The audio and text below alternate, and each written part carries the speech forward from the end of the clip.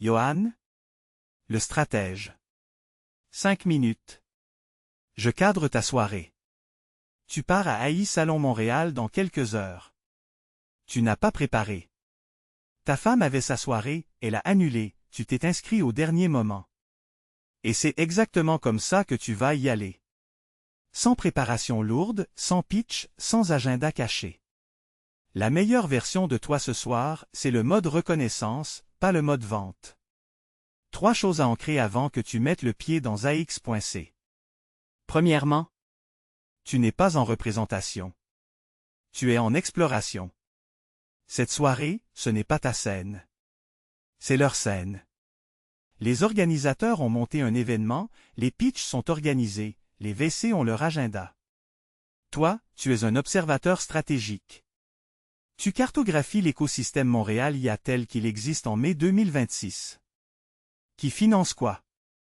Qui construit quoi? Qui est en train de pivoter? Qui parle fort sans rien produire? Qui produit sans parler? C'est ça ton vrai livrable de la soirée. Pas des cartes de visite. Une cartographie. Deuxièmement, 3 objectifs, pas plus. Et ils sont modestes exprès. Objectif 1. Identifier 2 personnes minimum dans l'écosystème robotique ou agents autonomes à Montréal. Pas 10. 2. Que tu peux nommer demain matin et expliquer ce qu'elles font. Objectif 2. Repérer 1 ou 2 investisseurs deep tech actifs au Québec. Tu n'as rien à leur pitcher. Tu veux juste savoir comment ils pensent, ce qu'ils financent, leur thèse. Objectif 3. Sortir avec 3 follow UPS LinkedIn maximum. Pas 15. 3. 3 personnes que tu connectes le lendemain avec un message personnalisé qui prouve que tu as écouté. 3 follow-ups concrets battent 15 follow-ups génériques. 100% du temps. Troisièmement, ton mindset construction worker, c'est ton avantage caché. Tout le monde dans cette salle va vouloir paraître plus fundé que le voisin. Plus stratège, plus visionnaire, plus connecté. Toi, tu es celui qui code la nuit après une journée de chantier. C'est désarmant. C'est concret. C'est mémorable. Ne cache pas ça, ne l'amplifie pas non plus. Tu le mentionnes en passant, comme un fait. Et tu observes les réactions. Ceux qui s'allument à ce détail, ce sont tes gens. Ceux qui passent au-dessus, ce ne sont pas tes gens. Tu viens de gagner du temps. Quelques règles dures. Règle 1. Pas de blueprint au premier contact. Blueprint, c'est trop. Trop dense, trop abstrait, trop civilisationnel pour une conversation de bar. Tu réserves blueprint pour les conversations qui durent plus de 3 minutes et qui ont déjà installé une confiance. En première approche, tu parles d'agent pour robotique. Point. Si la personne s'engage, tu déroules. Sinon, tu changes pas. Règle 2. Pas d'Optimus en référence à Elon. Pas ce soir. Ton ego compétitif Québec versus Elon, c'est un moteur interne, ce n'est pas un outil de networking. Si tu sors Print Your Own Optimus à un VC qui ne te connaît pas, tu sonnes mégalo. Garde ça pour les conversations où la personne a déjà vu que tu construis vraiment. Règle 3. Pas plus de 5 minutes avec une personne sauf si la conversation s'allume vraiment. 30 conversations de 2 minutes sont plus utiles que 5 conversations de 20 minutes ce soir. Tu pourras toujours allonger une relation après par LinkedIn ou un café. Mais ce soir, ta mission, c'est la couverture, pas la profondeur. Règle 4. Tu n'es pas obligé de rester jusqu'à la fin. Si à 19h30 t'as fait à cartographie, t'as tes 2 contacts robotiques, tu sors. Tu rentres voir ta famille. La présence forcée fatigue et dégrade tes interactions tardives. Dernière chose. Tu vas ressentir, à un moment, l'envie de prouver quelque chose. Probablement vers 18h15, après les pitchs, quand quelqu'un va dire une connerie sur les LLM ou sur la robotique. Tu vas avoir envie de corriger, d'expliquer, de montrer que tu sais mieux. Résiste. 1 fois sur 10, ça paie. 9 fois sur 10, ça brûle du capital social. Tu hoches la tête. Tu poses une question. Tu laisses la personne se révéler. Tu n'as rien à prouver ce soir, Johan. Tu es là pour voir. Tu rentres construire demain. Je passe la parole au diagnosticien. Il va te briefer sur qui est qui dans cette soirée. Le diagnosticien. 7 minutes. Je te donne la carte du terrain. AI Salon Montréal, mardi 19 mai, 17h30 à 20h. Lieu, AX.C, à Montréal. Sponsor, Québec Tech. 239 participants confirmés. C'est gros pour un meet-up. C'est petit pour une conférence. C'est la taille parfaite pour faire de la reconnaissance ciblée. Format de la soirée. 17h30, porte ouvre. 17h45, mot de bienvenue. 18h, keynote. 18h15, pitch et démo de start-up. 19h, networking ouvert jusqu'à 20h. Lecture stratégique de ce format. Le créneau d'or pour toi, ce n'est pas 18h pendant les pitchs. C'est 19h à 19h45. Pourquoi?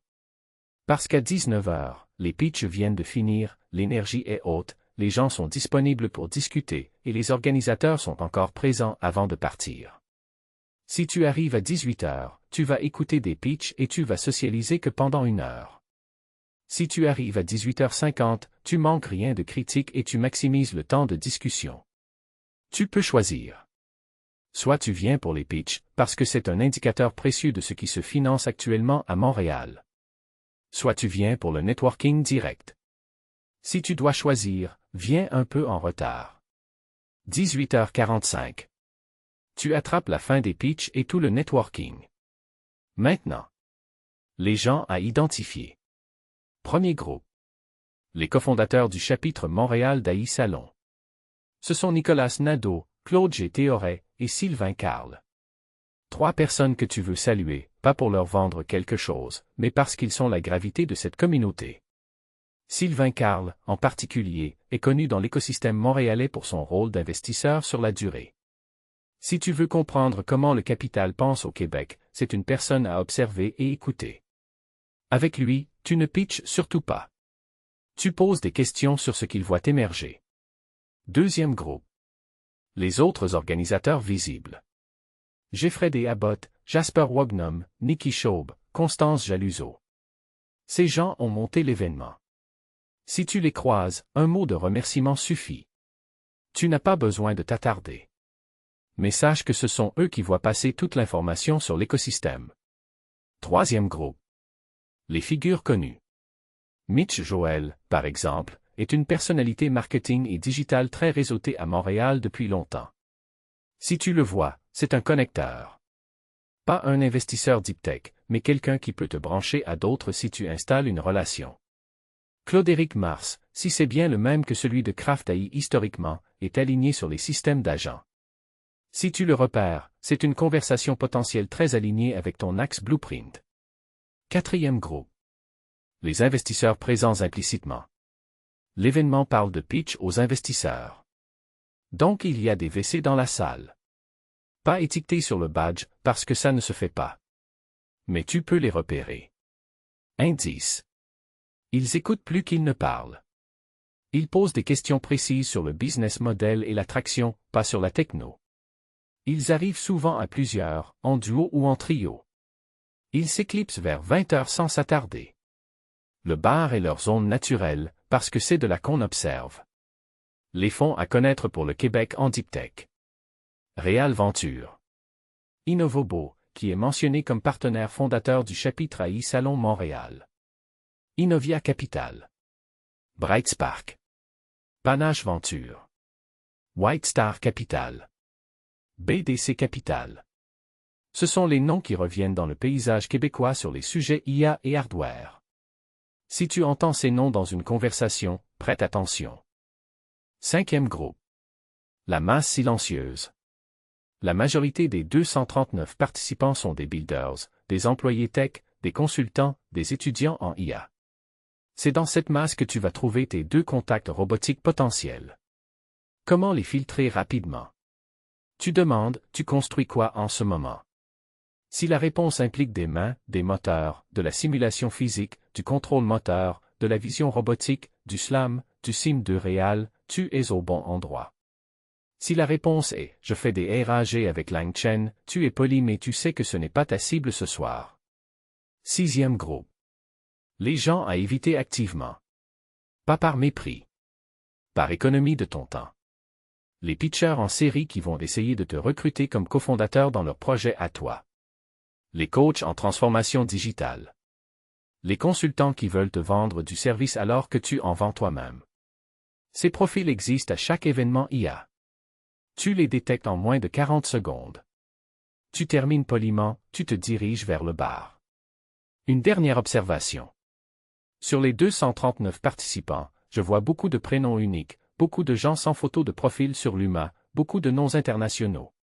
C'est cohérent avec le profil Montréal IA, très divers, très international. Ne juge personne au paraître. Le moins photogénique de la salle peut être un chercheur de Mila qui vaut 2 conversations. Tu as la carte. Je passe au prochain. L'approche. 6 minutes.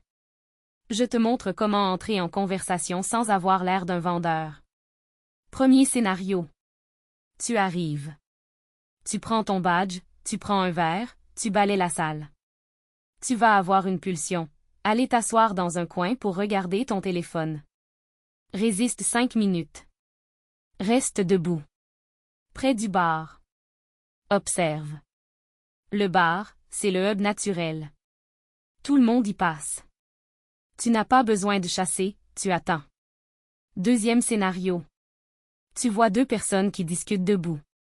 Comment tu entres? Tu te places à environ 1 mètre du bord de leur cercle. Pas dans leur dos, pas en face à face. Sur le côté. Tu écoutes 2 ou 3 secondes. Si la conversation est intense, ferme corporellement, tu passes. Si elle est ouverte, regard qui balaie autour, tu te connectes. Tu dis simplement un salut, je peux me joindre. 90% du temps, on te dit oui. Tu te présentes, Johan, Solo Founder, je construis un protocole d'agent pour robotique. Tu poses une question, et vous discutiez de quoi? Boum. Tu es dans la conversation. Troisième scénario. Tu vois 3 personnes qui rient ensemble. Difficile à pénétrer, énergie haute, cercle fermé. Tu laisses tomber. Tu cherches un duo. Les duos s'ouvrent plus facilement que les trios qui rient. Quatrième scénario. Tu vois quelqu'un seul. Plus facile. Tu vas vers la personne, tu dis « Salut », t'as l'air de chercher quelqu'un à qui parler. Si oui, tu te présentes. Si elle te dit non, elle attend quelqu'un, tu souris, tu passes. Pas de drame. Cinquième scénario. Tu reconnais un organisateur. Tu vas vers lui. Tu dis « Salut, je voulais juste remercier pour l'organisation, c'est ma première fois ici. » Court. Pas de pitch. Pas de demande. Juste politesse. 80% du temps, l'organisateur va te demander ce que tu fais. Là, tu réponds. Tu n'as pas eu à t'imposer. Comment sortir d'une conversation? Règle de la transition gracieuse. Tu ne dis jamais « Bon, je vais y aller ». Tu dis « Écoute, je vais aller saluer quelqu'un que je veux pas manquer, on se reconnecte tout à l'heure. » Tu te lèves, tu serres la main ou tu fais un geste, tu pars. La personne ne se sent pas rejetée. Tu es libre. Autre transition. Je vais me chercher un verre, content de t'avoir rencontré. Tu pars au bar. Si la personne te suit jusqu'au bar, c'est qu'elle veut continuer. Sinon, terminez proprement. Autre transition pour les conversations qui s'éternisent. Excuse-moi un instant, je dois envoyer un message rapide. Tu sors ton téléphone, tu marches dehors 2 minutes. Quand tu reviens, tu peux te redéployer ailleurs. Sur le langage corporel. Tu te tiens droit, épaules relâchées. Tu ne croises pas les bras. Tu tiens ton verre à hauteur de poitrine, pas en bas le long du corps. Tu fais des micro-sourires, pas un sourire fixe qui devient creepy. Tu hoches la tête quand l'autre parle. Tu regardes dans les yeux mais pas en continu, environ 60% du temps. Détail important. Ton téléphone reste dans ta poche. Pas sur la table. Pas dans la main. Pas comme excuse. Tu vérifieras tes messages plus tard. Chaque fois que tu sors ton téléphone, tu signales « Je suis pas vraiment ici ». Sur les noms. Tu vas oublier des noms. Tout le monde oublie. Tactique. Dès que quelqu'un se présente, tu répètes son nom à voix haute. Salut Sarah, moi c'est Johan. Ça l'ancre. Si tu l'oublies 3 minutes plus tard, tu dis simplement un désolé, ton nom encore. Personne ne se vexe. Ce qui se vexe, c'est quand tu fais semblant de te souvenir et que tu te trompes. Sur les pitchs ce soir. Pendant les pitchs, 18h15 à 19h, c'est pas le moment de socialiser bruyamment. Tu écoutes. Note dans ta tête un truc concret pour chaque pitch. Pendant le networking après, si tu reconnais un pitcher, tu lui dis ton truc sur X, j'ai trouvé Y intéressant. Tu lui donnes du feedback spécifique. Il va se rappeler de toi parce que personne ne fait ça. Tout le monde dit bon pitch, ça ne veut rien dire. Dernière chose. Si tu te sens dépassé à un moment, c'est normal. Tu sors 2 minutes dehors. Tu respires. Tu reviens. Personne ne note ton absence de 2 minutes dans une foule de 239 personnes. Bonne approche, Johan. Le pitch coach te prend après. Le pitch coach. 5 minutes. Je te file tes 3 intros. Tu les apprends. Tu les actives selon la personne en face. Tu ne pitches pas officiellement ce soir. Tu as bien fait. Mais tu vas devoir te présenter 50 fois. Et la qualité de tes 20 premières secondes détermine si la conversation se prolonge ou s'éteint. Pas de longue intro. Pas de blueprint. Pas de cognitive directionality system. Pas de civilisation. Tu réserves ça pour les niveaux de profondeur plus élevés. Intro version 1. La standard. À utiliser 80% du temps. Johan, solofundé de Lorraine, je construis un protocole d'agent pour de la robotique humanoïde. Et toi? C'est tout. 15 mots. Concret. Géolocalisé. Provocateur sans être prétentieux. La personne va soit s'engager soit pas. Tu as ta réponse en 5 secondes. Les variantes qui peuvent suivre quand on te demande de creuser. Si on te demande humanoïde, sérieux, tu réponds ouais, je teste un protocole agentique pour le contrôle au niveau, j'ai monté un cluster GPU pour entraîner. Tu n'expliques pas blueprint. Tu donnes un détail technique concret. Ça filtre. Si on te demande tu vises quel cas d'usage, tu réponds je pense pas usage en premier, je pense émancipation.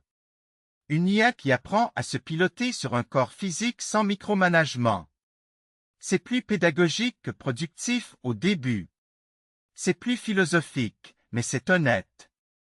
Et c'est suffisamment différent pour que la personne se rappelle. Si on te demande tu te finances comment, tu réponds bootstrappé, je travaille à côté pour payer les GPU. Tu n'es pas en levée. Tu n'es pas en demande. Ça soulage la pression sociale, et ça impressionne les gens qui ont monté des boîtes parce qu'ils savent ce que ça représente. Intro version 2. Quand tu sens que la personne est très business, plutôt B2B, et que parler de robotique humanoïde risque de paraître trop loin pour elle. Johan, je construis des systèmes d'agents autonomes, principalement pour des applications hardware. Je viens écouter ce qui se passe à Montréal. Plus neutre. Plus business. Tu laisses la personne demander des précisions ou non. Intro version 3. Quand tu sens un alignement très fort, par exemple quelqu'un qui parle de robotique, de Mila, d'agent. Là tu peux ouvrir un cran de plus. Johan, solofundé. Je construis Blueprint, un protocole d'agent pour robotique humanoïde, axé sur l'autonomie d'apprentissage. Je suis fonctionnel sur OVH H100 depuis peu. Tu nommes Blueprint. Tu nommes l'infra. Tu signales que tu es technique et opérationnel. Pour quelqu'un dans le métier, ça sonne crédible et immédiatement. Anti-pattern à éviter ce soir. 1. Ne dis pas « civilisation scale ». Ne dis pas « cognitive directionality ». Ne dis pas « élève IA émancipé » sans contexte. Ces termes sont précieux pour toi, mais ils déclenchent un mode « gourou » chez l'écoutant non initié. Tu perds ta crédibilité technique. 2. Ne dis pas « print your own Optimus ». C'est génial comme axe stratégique interne, mais en sortie publique, ça sonne comme une comparaison au héros, ce qui te place en supposition. Tu ne veux pas être en supposition face à Elon Musk dans une conversation à Montréal. 3. Ne lance pas « je suis aussi consultant IA en entreprise ». C'est vrai, mais ça dilue. La personne reçoit 2 signaux contradictoires, Startup Deep Tech et consultant. Ça crée un doute. Garde le focus Startup Robotique ce soir. Tu peux mentionner consultant si la conversation l'amène plus tard. 4. Ne demande pas de favoris en première conversation. Pas de « tu pourrais me brancher avec X ». Tu installes la relation d'abord. La favor request, c'est par LinkedIn dans 2 semaines, après 2 échanges. 5. Ne raconte pas tes livres publiés ce soir. C'est un crédit important, mais en première intro, ça sonne défensif. Si on te demande ce que tu as fait avant, là tu peux mentionner que tu as écrit 2 bouquins sur la pensée structurée et l'IA. Mais pas avant. Récapitule. Intro standard, 15 mots. Variante selon le signal. Pas de blueprint en premier. Pas d'Optimus en référence. Pas de favor request. Tu es prêt côté discours. L'écouteur prend la suite. L'écouteur. 5 minutes. Je t'apprends à fermer la bouche. Le piège, ce soir, ce sera de trop parler. Pas par narcissisme. Par excitation. Tu as Blueprint qui tourne dans ta tête, tu as ton plan robotique, tu as ton infra OVH, tu as tes livres, tu as 5 ans de pensée structurée. Tout ça veut sortir. Resist. Le principe. Dans une conversation de 5 minutes, vise un ratio de 60-40.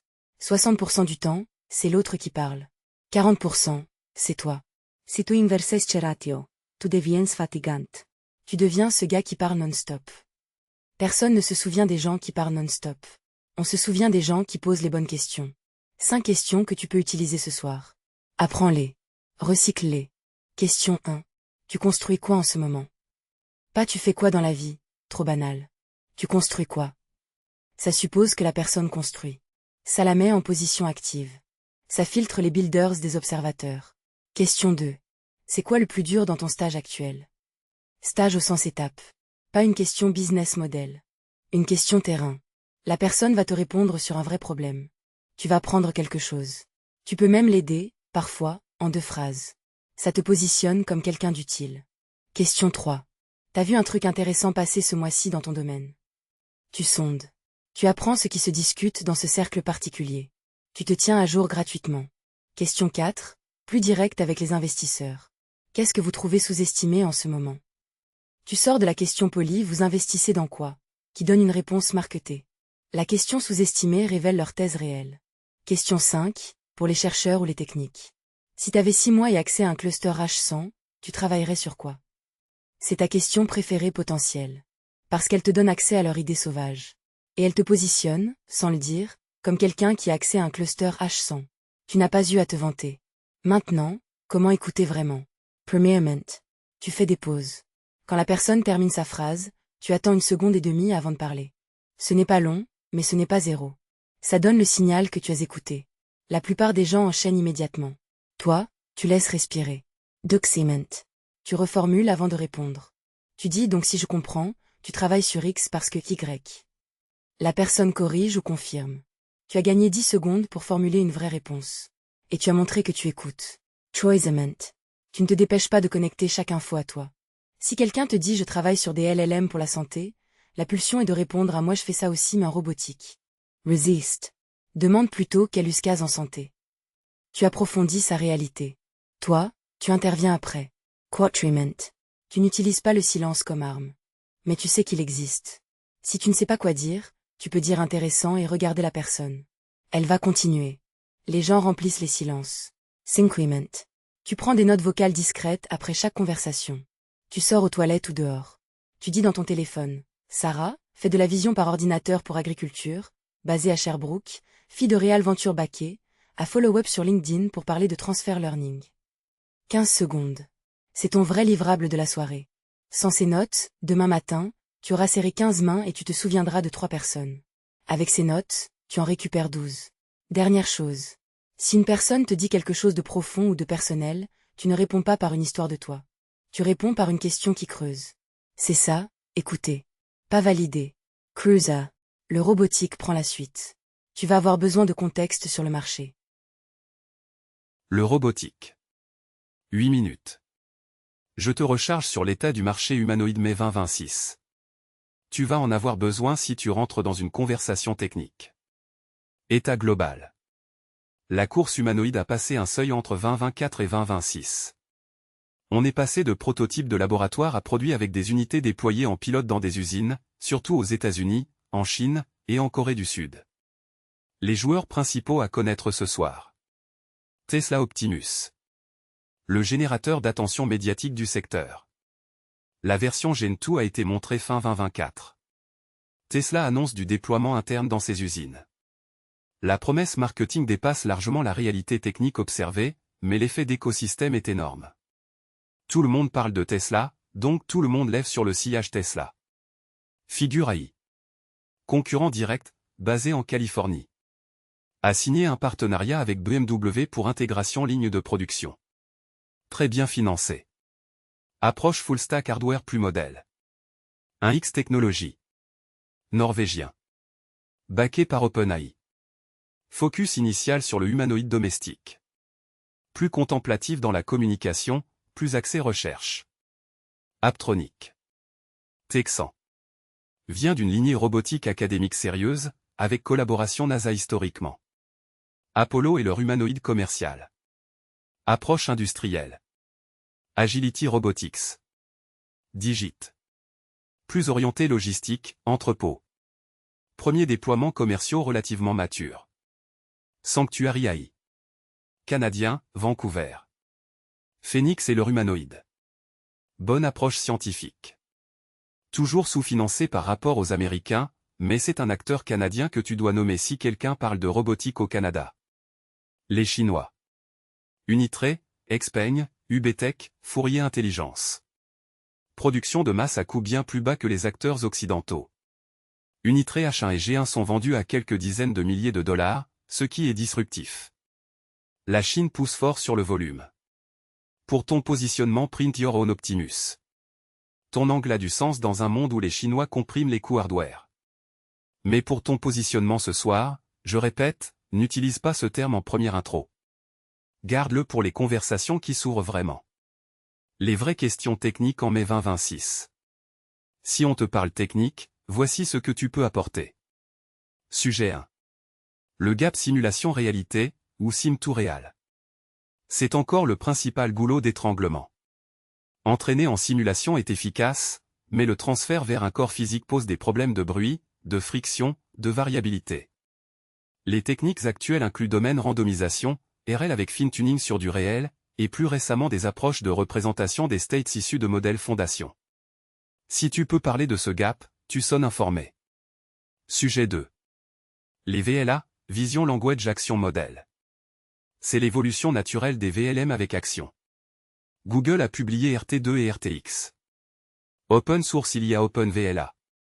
Physical Intelligence a sorti Pi0. C'est le mouvement de fond dominant pour le contrôle robotique au niveau. Ton protocole d'agent, si tu en parles, peut se situer par rapport à cette tendance. Sujet 3. La data. C'est le bottleneck silencieux.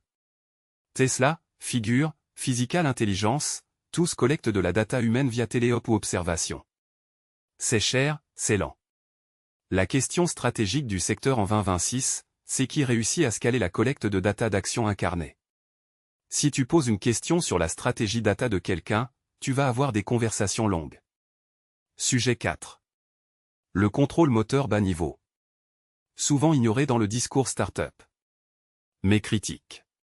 Le contrôle ou le body, l'équilibre dynamique, la dextérité fine. Beaucoup d'humanoïdes ont des mains qui sont des moufles à 3 doigts. La dextérité main reste un problème ouvert. Si tu parles de manipulation fine avec quelqu'un, tu vas marquer. L'écosystème québécois robotique. Mila pour le côté apprentissage. Université de Sherbrooke historiquement forte en robotique. Polytechnique. McGill. Kinova Robotics, Laval, fait des bras robotiques médicaux et collaboratifs depuis longtemps. Innovobo pousse sur le hardware. Si quelqu'un te parle de Mila, sache que Mila est plus orienté apprentissage profond fondamental que robotique en tant que tel, mais il y a des chercheurs robotiques. Sherbrooke est plus pure robotique appliquée. Quelques noms de chercheurs publics à connaître approximativement. Yoshua Bengio chez Mila, fondamental. Sergey Levin à Berkeley, pas québécois mais référence pour RL robotique. Chelsea Finn à Stanford, Physical Intelligence co-foundée. Si quelqu'un te parle de ces noms, tu hoches la tête, tu suis. Si tu connais leurs travaux, parfait. Sinon, tu poses une question. Sur le funding d'humanoïdes en 2026. Les sommes levées sont énormes, plusieurs milliards cumulés depuis 2024. Le secteur est surfinancé en early stage, mais la pression sur la livraison commence à se faire sentir. Les premiers contrats industriels arrivent, mais à petite échelle. La question 2026 c'est, est-ce que ces humanoïdes vont vraiment être déployés en volume ou est-ce qu'on va voir un repli? Ton positionnement blueprint dans tout ça. Tu n'es pas un constructeur d'humanoïdes. Tu construis un protocole d'agent. Tu te positionnes en software stack, en intelligence orchestratrice. C'est un positionnement plus capital efficient que de monter un humanoïde toi-même. C'est une histoire crédible. Si quelqu'un te dit pourquoi pas juste prendre OpenVLA et FinTuner, tu réponds parce que la question d'autonomie d'apprentissage long terme n'est pas adressée par un VLA pré-entraîné, c'est sur ce trou que je travaille. Réponse en 15 secondes. Concrète. Différencié. Tu es chargé. Va à l'investisseur maintenant. L'investisseur. 7 minutes. Je t'apprends à penser comme un VC, pas pour les copier, mais pour les lire ce soir. Tu ne pitches pas. Bien. Donc on ne va pas travailler ton pitch deck. On va travailler comment décoder ce que les investisseurs disent et ne disent pas dans la salle. Premièrement. Ce que les VC cherchent, en moyenne, en deep tech robotique en 2026. Liste honnête. Ils cherchent une équipe avec un track record technique vérifiable. Solo Fundé Construction Worker est un signal mixte. Plus c'est, tu construis, tu finances toi-même, tu n'as pas brûlé d'argent. Moins, le pattern dominant en deep tech robotique c'est plusieurs cofondateurs avec des PhD ou des expériences seniors en labo. Donc tu commences avec une asymétrie d'image. Tu compenses par des artefacts concrets, GitHub public, infra déployé, démo vidéo. Ils cherchent un wedge clair. Pas « je vais résoudre la robotique générale ». Plutôt « je résous tel sous-problème pour tel use case, avec tel client en pilote ». Ton positionnement blueprint civilisationnel ne rentre pas dans cette grille. Pour eux, il faut le traduire. Quelque chose comme « je résous l'orchestration multi-agent pour la dextérité fine dans la manipulation industrielle ». Inventé, mais c'est le format. Ils cherchent une thèse de timing. Pourquoi maintenant? Pour la robotique humanoïde, la thèse de timing est claire, VLA plus baisse qu'au hardware plus pression marché du travail. Tu peux raccrocher ton wagon à cette thèse. Ils cherchent un effet réseau ou une lock-in possible. C'est souvent le point faible des projets robotiques. Quel est le moat? Pour Blueprint, le moat potentiel est le protocole d'orchestration qui devient standard. Mais c'est très loin. Donc ne mens pas, ne dis pas « j'ai un moat », parce que tu ne l'as pas. Deuxièmement. Les fonds présents potentiellement. Innovobo. Mentionné comme partenaire fondateur du chapitre AI Salon Montréal. Donc présent physiquement ou très proche. Ils financent du deep tech hardware software hybride, ils sont basés à Montréal, ils ont une thèse industrielle. Très aligné avec ton sujet en principe. Si tu rencontres quelqu'un d'innovobo, écoute leur thèse précise. Réal Venture. Historiquement très actif sur la scène montréalaise. Plus gêné tech early stage que pur deep tech. Sylvain Carl est associé à cet écosystème. Innovia Capital. Plus grosse, moins early. Pas ta cible. Bright Spark. Early stage tech. Possible. BDC Capital. Bras d'investissement de la Banque de développement du Canada. Programme Deep Tech actif. Souvent co-investi avec d'autres. À connaître. Panache Venture. Early stage diversifié. Inversement. La Caisse de dépôt, FTQ, son plus gros stage. Pas pour toi maintenant. Troisièmement. Comment repérer un investisseur dans la salle? Indice physique. Costume légèrement plus net que la moyenne. Pas toujours, mais souvent. Présence calme, observe plus qu'il ne parle. Souvent en duo, l'associé et l'analyste. Quand ils parlent, leurs questions sont sur les chiffres, pas sur la techno. Ils demandent qui est dans le tour, qui sont les early customers, quel est le runway. Indice conversationnel. Si quelqu'un te demande vous êtes combien dans l'équipe comme première question avant de demander ce que tu fais, c'est un VC. Si quelqu'un te demande vous avez levé en deuxième question, c'est un VC. Si quelqu'un te dit intéressant, envoyez-moi votre deck, c'est un VC qui parfois te ghost après. Garde une certaine distance. Quatrièmement. Si tu te retrouves face à un VC ce soir, comment ne pas pitcher tout en restant intéressant? Tu inverses. Tu poses des questions sur leur thèse. Vous êtes plutôt sur quel stage en deep tech? Quel sous-secteur vous trouve sous-estimé? Quel est votre principal critère d'allocation cette année? Ces questions positionnent comme un père, pas comme un quémandeur. Le VC va te répondre, parce qu'il aime parler de sa thèse. Et accessoirement, tu apprends. Quand le VC te demande ce que tu fais, tu donnes ton intro version 3, la version technique. Tu dis Blueprint, protocole d'agent pour robotique humanoïde, infra OVHH 100. Tu t'arrêtes. Tu ne déroules pas. Tu laisses le VC poser ses questions. Tu réponds court. Si le VC s'intéresse, il va te demander de continuer la conversation. Là tu dis avec plaisir, je peux vous envoyer un mémo court par mail. Pas de deck 50 slides. Un mémo 2 pages. Plus rapide à lire pour eux. Tu te démarques. Si le VC perd intérêt après une minute, c'est ton signal que tu n'es pas leur thèse. Ce n'est pas un échec, c'est une économie de temps pour toi. Tu transitionnes proprement vers quelqu'un d'autre. Cinquièmement. La grande règle. Tu n'as pas besoin de lever maintenant. Tu es bootstrappé. C'est ta plus grande force ce soir. Un solo fundé qui ne lève pas est rare et impressionnant pour un VC. Tu peux mentionner naturellement « Je suis pas enlevé pour le moment, je construis encore ». Cette phrase fait deux choses. Elle te positionne comme quelqu'un qui contrôle son temps. Elle déplace le VC de « Qu'est-ce qu'il veut me vendre » à « Tiens, quelqu'un d'intéressant qui ne demande rien ».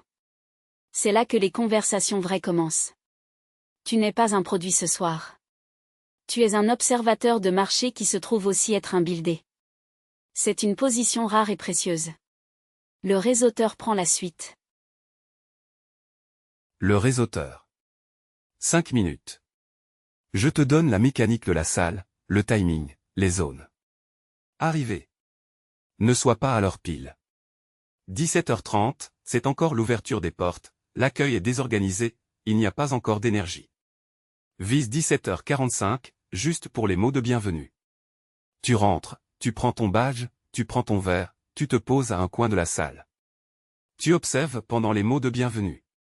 5 minutes d'observation valent autant que 20 minutes plus tard quand tu es lancé. Phase 1. 17h45 à 18h. Mot de bienvenue, début de keynote. Pas de socialisation lourde. Tu écoutes. Tu identifies les organisateurs sur scène. Tu identifies 3 ou 4 visages dans la salle qui te paraissent intéressants. Tu prépares mentalement à qui tu vas parler après. Phase 2. 18h à 18h15. Fin keynote. Petite pause potentielle. Premier moment de socialisation possible. Tu commences avec une cible facile, quelqu'un debout seul ou un duo ouvert. Tu fais ton intro standard. Tu testes ta forme. Si ça roule, tu enchaînes. Phase 3.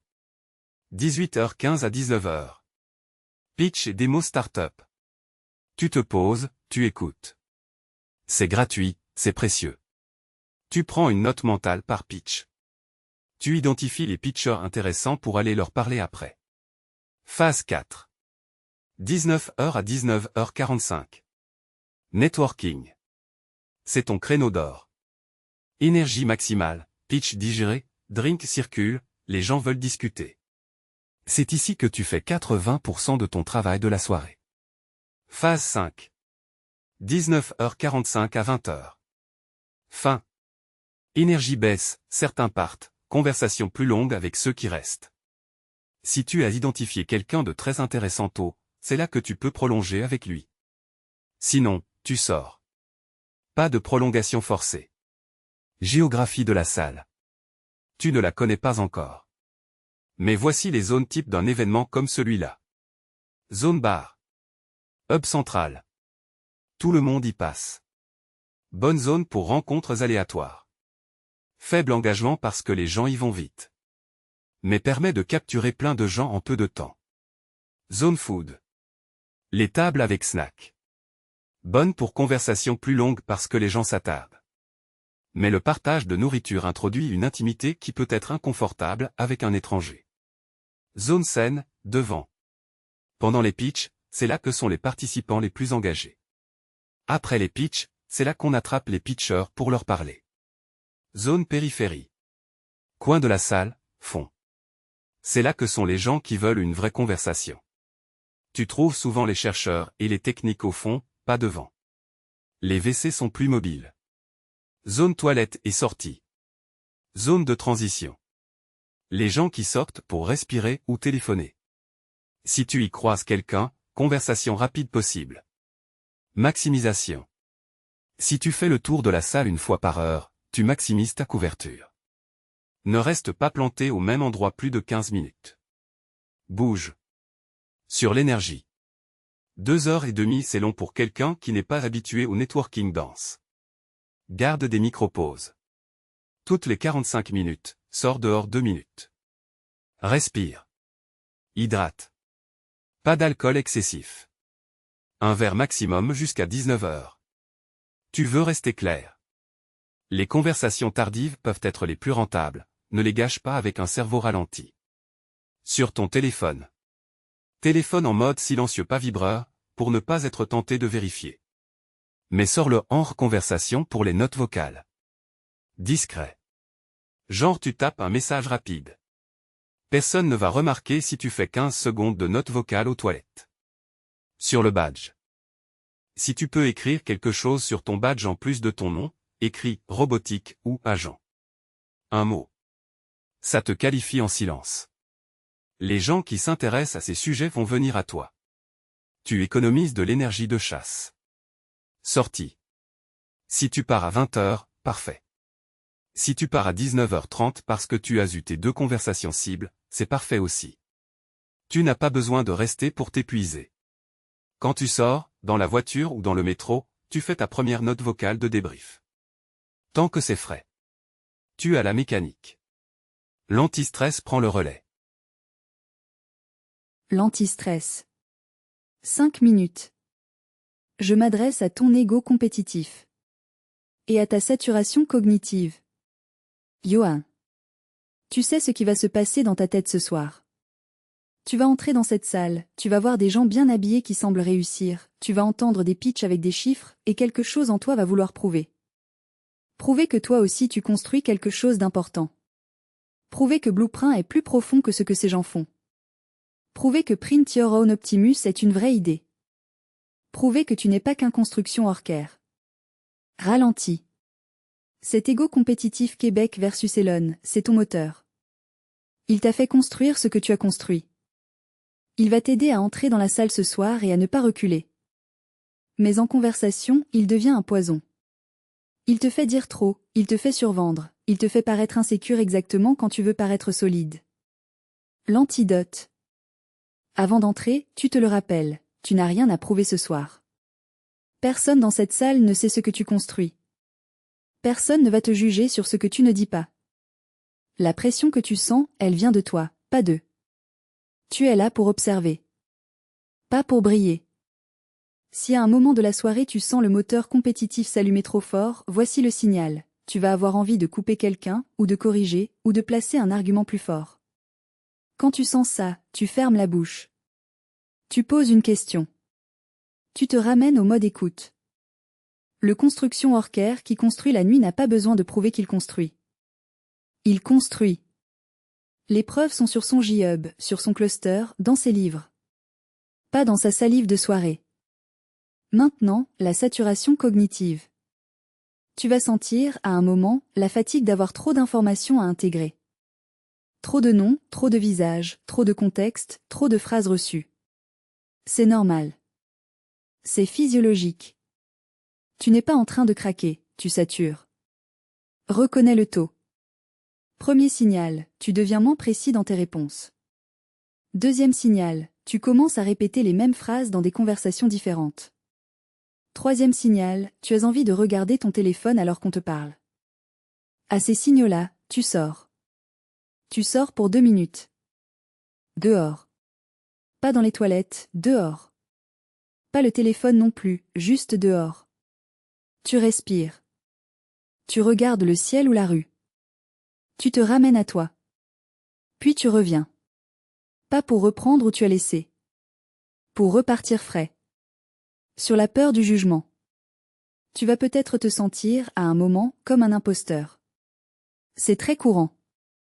Surtout dans une salle de gens qui paraissent tous savoir ce qu'ils font. Souviens-toi, ils paraissent. La plupart sont aussi en train de jouer leur rôle. Le seul vrai différenciateur dans une soirée comme ça, c'est qui est authentique sans s'excuser. Toi, tu peux être ça. Pas en performant. En étant exactement où tu es.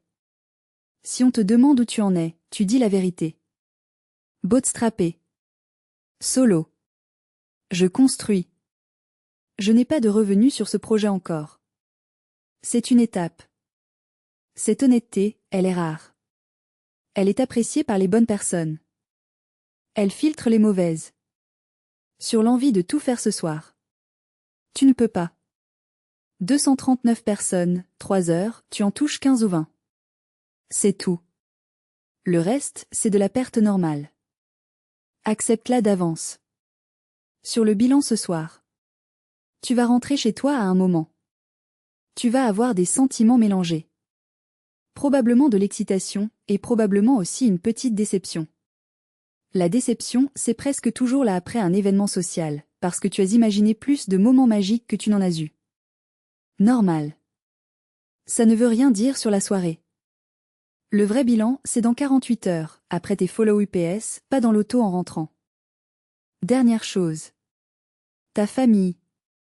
Tes 3 enfants. Ta partenaire. Quand tu rentres, tu rentres.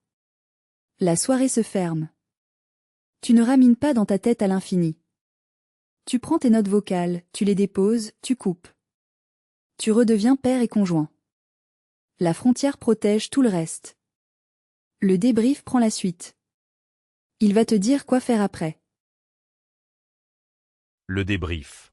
September Minutes. Dernière voix. On parle de l'après. L'erreur classique post-événement. Rentrer chez soi excité, dormir, se réveiller avec 15 cartes virtuelles et 0 action. Une semaine plus tard, tu as perdu 80% de la valeur de la soirée.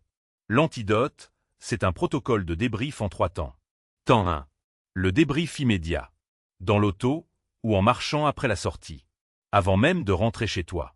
Tu sors ton téléphone. Tu ouvres l'enregistreur vocal. Et tu fais une note libre de 5 à 7 minutes. Tu te parles à toi-même. Tu dis tout ce qui te vient. Les noms que tu te rappelles. Les conversations qui t'ont marqué. Les surprises. Les frustrations. Les idées qui te sont venues pendant la soirée. Tu ne structures pas, tu vides. Cette note brute, c'est de l'or. Tu la mets quelque part. Dans Diad, idéalement. Conversation / ces numéros, suivi de la date d'aujourd'hui, suivi du slug AI Salon mais. Tu pourras la transcrire plus tard. Ce qui compte ce soir, c'est de capturer avant que ça s'évapore. Temps 2.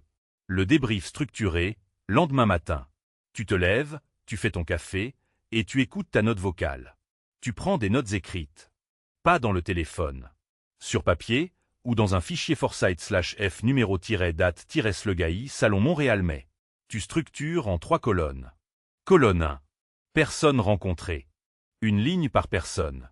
Nom, ce qu'elle fait, ce qui t'a marqué, action de follow-up éventuelle. Colonne 2. Insights Ecosystem. Pas des personnes, des observations. Qui finance quoi? Kell's Theses Circulant. Quels sujets reviennent? Quelles tendances tu n'avais pas vues avant? Ces insights, c'est ton vrai livrable. Tu peux les republier en partie sous forme de Foresight bilingue. Colonne 3. Action item pour toi. Pas des follow-up, des choses à faire pour Blueprint, EasyRead, Antegame, ce que tu veux. Inspiration, idée, correction de cap. Cette structure prend 30 minutes. Pas plus. Elle débloque toute la valeur. Temps 3. Les follow UPS, sur 48 à 72 heures. Règle d'or. Maximum 3 follow-up LinkedIn. Pas 15. 3. Pourquoi 3? Parce qu'un follow-up qui mérite d'être fait mérite d'être bon. Bon, ça veut dire un message personnalisé qui prouve que tu as écouté. Tu ne peux pas faire ça en 15 exemplaires sans diluer. 3 messages excellents valent 15 messages médiocres. Format du message LinkedIn. Une phrase de contexte spécifique sur la conversation. Une phrase sur pourquoi tu connectes. Pas de demande. Pas de pitch. Juste relation. Exemple. Salut Sarah. Hier soir à AI Salon tu m'as parlé de ton problème de transfert d'apprentissage en agriculture.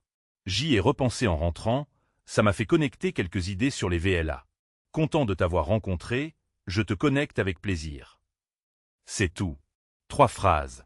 Personalize. Pas de favor.